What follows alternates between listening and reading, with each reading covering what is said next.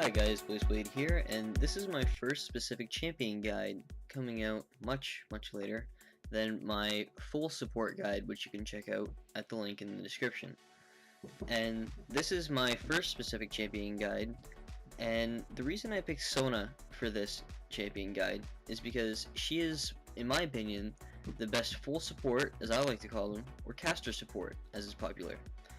And this is because Sona can't really tank huge amounts of damage without building for taking tons of damage, and she has an enormous amount of utility, and this comes from her various auras. She's kind of an aura full support caster, and through her Q, Hymn of Valor, she gives a persistent aura that increases the attack damage and ability power of nearby allied champions.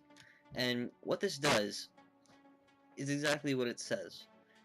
Anyone around you in your radius of your Q gains attack damage and ability power based on the rank of the spell. This is huge, especially for being support, and it will help your AD carry a lot. Also, it has an activation effect. The activation effect is it sends out 2 chords, and it deals damage to the nearest 2 enemies, but also it prioritizes champions over minions and monsters. For her power chord, which is her passive, it just deals double damage on your auto attack. Her W is also another huge thing for utility. It grants nearby allied champions 6 bonus armor and magic resist. This may not be huge, but once you max it, it gets pretty good. Her activation is a heal.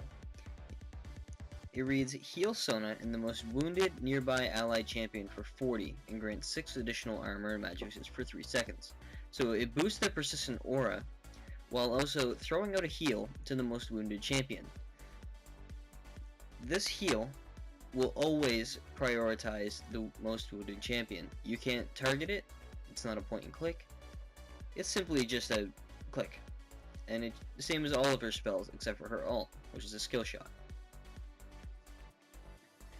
Her E, Song of Celerity, also has a persistent aura, which grants the nearby allied champions 4 bonus movement speed. On pawn activation, it grants nearby allies 6% movement speed for 1.5 seconds. So it's pretty much just a quick steroid. Upon using her power chord, it slows an enemy for 40% for 2 seconds, allowing people to catch up. So you can create opportunities and ganks for your team. Crescendo is an amazing ult, especially for support, as it says, it strikes an irresistible chord, forcing the enemy champions to dance for 1.5 seconds, and take 150 magic damage. The magic damage isn't as good as, many other damage ults, but once again, it is used for its amazing utility. The reason it is used for utility is just for the fact that anyone within this huge radius here is all stunned for an entire 1.5 seconds, and you can lay it across an entire team in a team fight. As far as leveling up skills, I prefer to level up my Q first, just to put 1 point in it, just to give the poke and the extra attack damage so my AD carry can pick up kills and CS.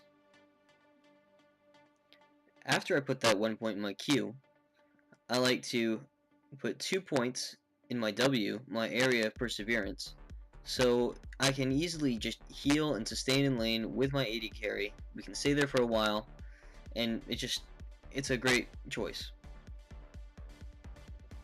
Then I like to put a point in my E. My E, Song of Celerity, grants movement speed, so if they try to run away, then I can slow them with my power chord, and it also in turn speeds me and my AD carry up. I like to max out my W first because it just gives a lot of healing once it's fully ranked up. It doesn't use a whole lot of mana, and it's great for sustain in lane, and it will be great for the entire lane phase. And as soon as you start getting into team fights, after you lay down your R, really, you're just sitting there and you're spamming your Q and W and E for chasing down opponents. So your W will be useful most to keep your team up in team fights and your AD carry in lane. As far as summoners go, I like to take Flash, so I can get easy flash crescendos, or I can make quick escapes if I ever need to. I like to take Exhaust also, because it reduces the movement speed and damage dealt by 30% for 2.5 seconds, and reducing their attack speed by 50%. This is great for lane phase, because it allows your AD carry to easily pick up kills and chase down, especially using Sona's utility along with it. As far as items go, for Sona, I prefer to start with, of course, my Total Biscuit of Rejuvenation, and the Explorer's Ward in full support runes and masteries. As far as items to buy, Fairy Charm is a great choice because it gives extra mana regen, and then you can turn it into a Philosopher's Stone later to get extra health regen, mana regen, and extra gold. And this is huge on a support because gold is extremely important. I also like to grab 1 health potion and 2 mana potions for sustain in lane, and 3 wards for obvious reasons, so you can ward up the lane and protect your lane.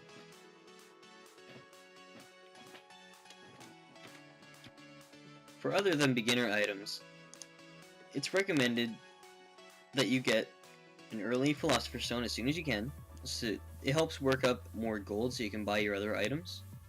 And then after you have your Philosopher's Stone, the beginner Boots of Speed is a good option because Sona needs a utility to move around and help out your team.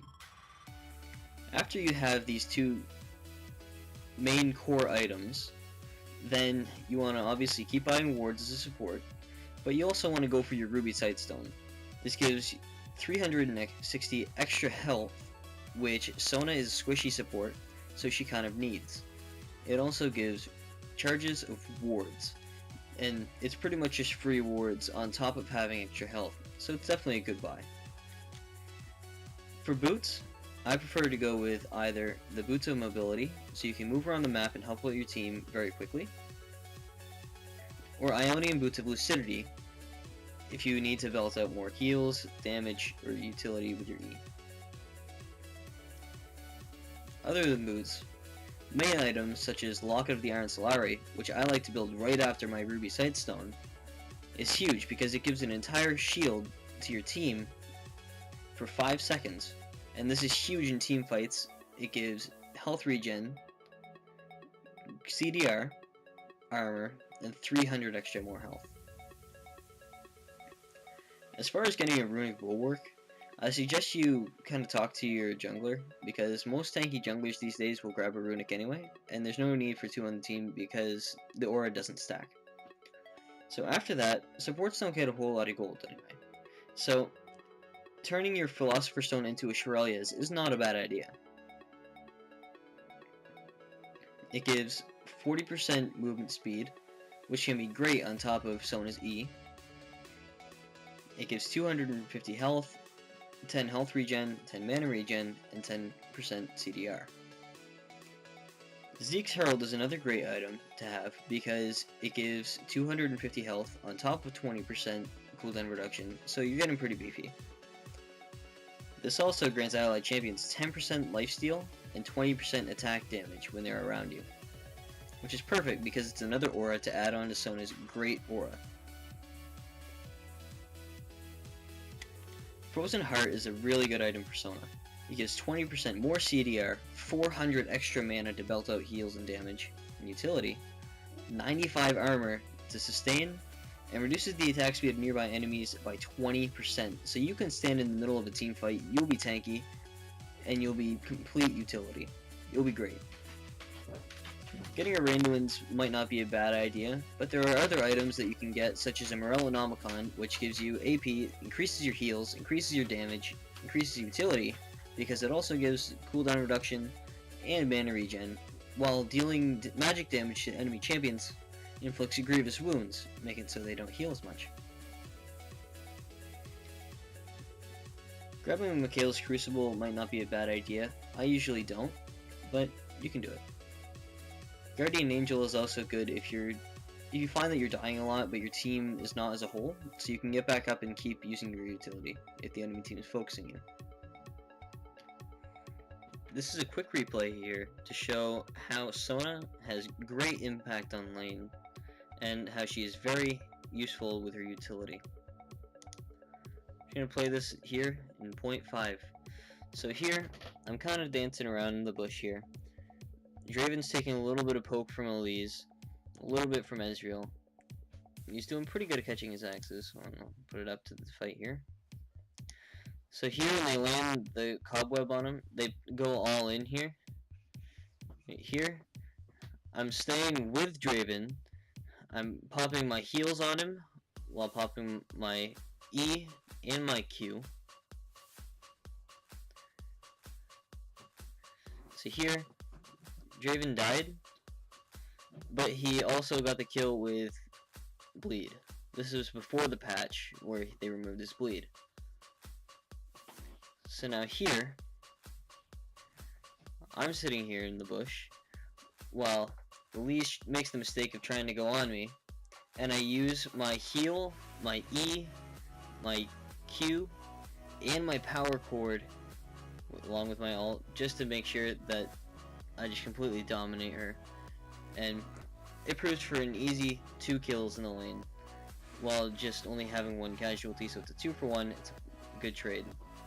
Here is an example of Sona's early power as Varus and Leona on the enemy team first come into lane against me and Caitlyn. This is a solo duo queue game with my friend Ukidon. He's the mid laner for our team. Anyway, so here we go. I'm just sitting here in the bush. Caitlyn's sitting here, she's last hitting. I go in the bush, I catch Leona and Varus. I'm just autoing. Kate gets an auto off, and I just keep pretty much just spamming my Q along with Caitlyn spamming her Q and autos, and we get them pretty low. I'll speed this up a little bit. Sona's just early Q power, along with her power chord, the damage is amazing.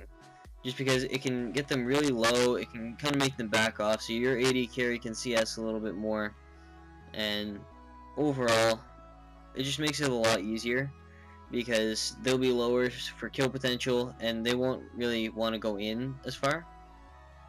So it allows for a lot of potential in the lane phase. Here, this is an example of how powerful Sona's W is. I'm sitting here in lane, Caitlyn's not quite here yet, she's behind the turret. Their enemy jungler, their jungler, Hecarim, is sitting in the tri-bush. And over here, Varus and Leona. They're getting ready to all engage on me. They're all going to close in, them from here, and Hecarim from here. We're going to play this out slowly. Hecarim sits here and waits a minute, and then comes in and uses his ult to get in. After that, they then get poke on me from Hecarim's autos and his Q, along with his ult, and Varus' Q, which stretches out long and hits me. So let's speed this up a little bit. So I'm pretty much just spamming my W, healing myself up. With my Philo Stone, I have enough mana sustain that I can do what I want. I'm sorry, it just panned up. And so I'm pretty much just sitting there spamming my W, and it's working perfectly. I'm already back up to full HP. Here I'm going to demonstrate the power of Sona's ult crescendo. Here, it's 1x speed. So here I get a crescendo across 2 of the 3 members that come into this team fight. This is huge in controlling the team fight. As our Shen comes in and is able to taunt, it provides huge CC to win the team fight in a 1-for-4.